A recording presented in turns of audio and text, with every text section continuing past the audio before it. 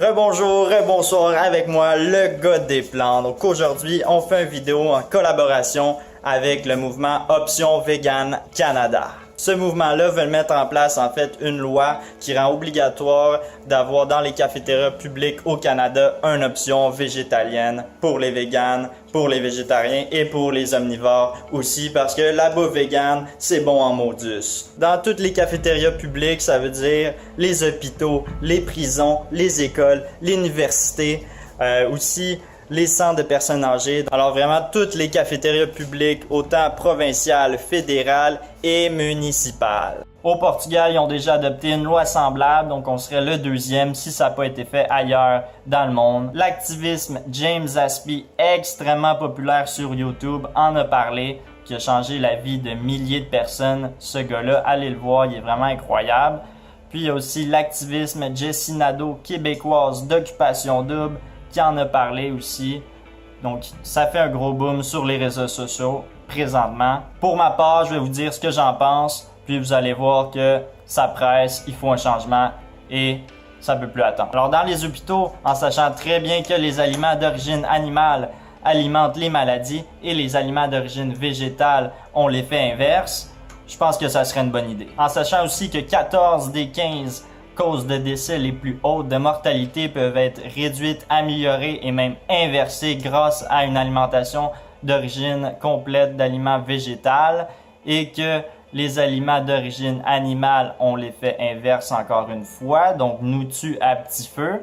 Je pense que dans les hôpitaux, pour guérir, il faut mieux manger habituellement, c'est comme logique un peu. En effet, les aliments d'origine végétale peuvent aider à guérir certaines maladies.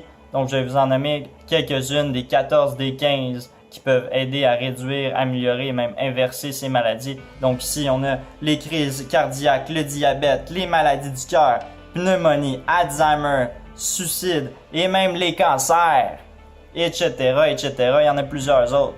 La 15e, c'était quoi? C'était en fait les accidents. On peut pas guérir ça avec l'alimentation si on fonce dans un arbre avec notre voiture puis on meurt.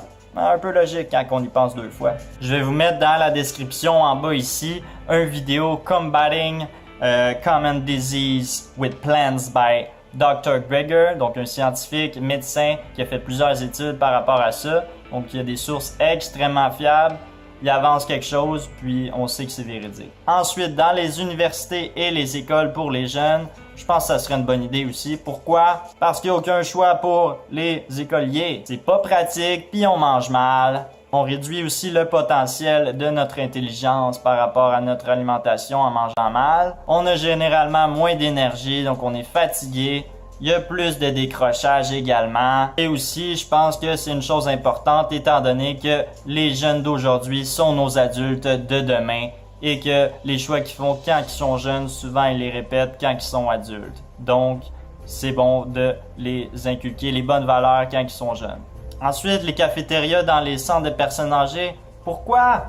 Parce que ça coûte moins cher manger végétal. Ça améliorerait leur santé exactement comme dans les hôpitaux. Ils pourraient vivre aussi plus longtemps, donc on les aurait dans notre entourage un plus long temps d'années, ce qui est extrêmement positif. On ne veut pas s'en débarrasser. Nos grands-mamans, nos grands-pères, on les aime. Hein? C'est des humains comme nous, ils ont le droit de vivre et bien manger.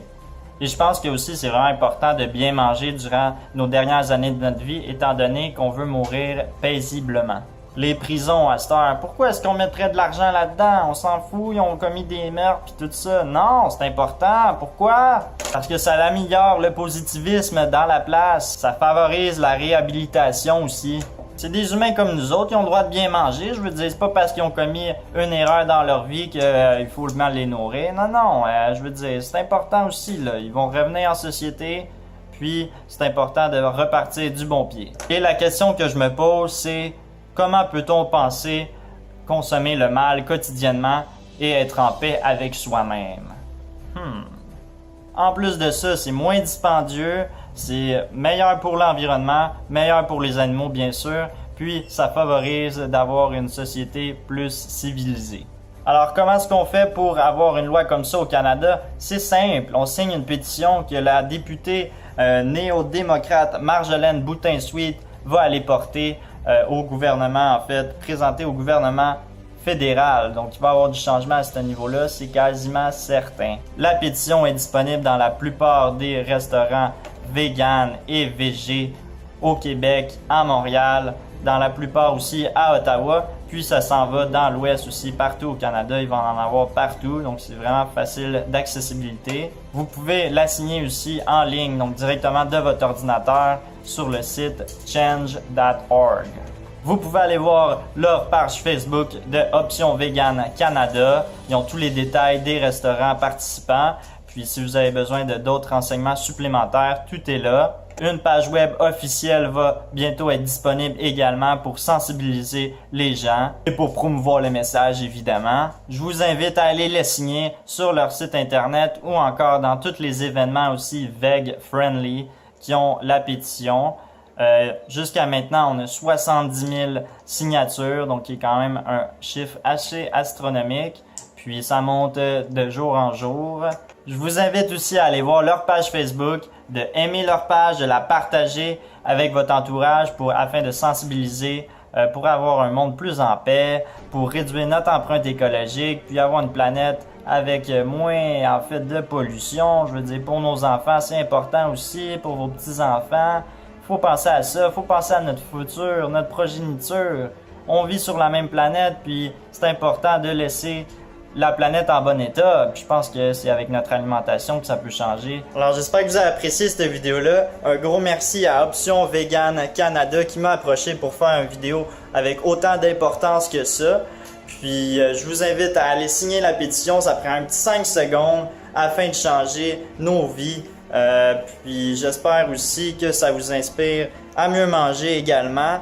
Je vous invite à aller voir la conférence que je vais mettre ici dans la description concernant les études scientifiques qui ont été faites que j'ai dit tantôt dans la vidéo. Et puis encore une fois, je serais extrêmement reconnaissant si vous pouvez partager mon vidéo, liker avec le petit pouce, abonnez-vous et commentez aussi également. Ça va me permettre de vraiment augmenter mon auditoire.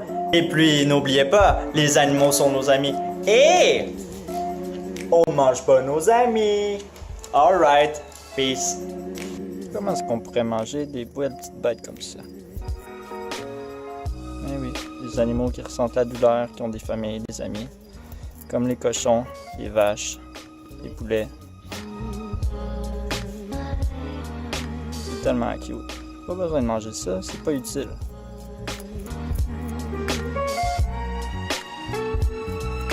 T'es-tu cute? Oui.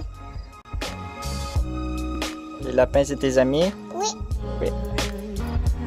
Et on ne mange pas nos amis.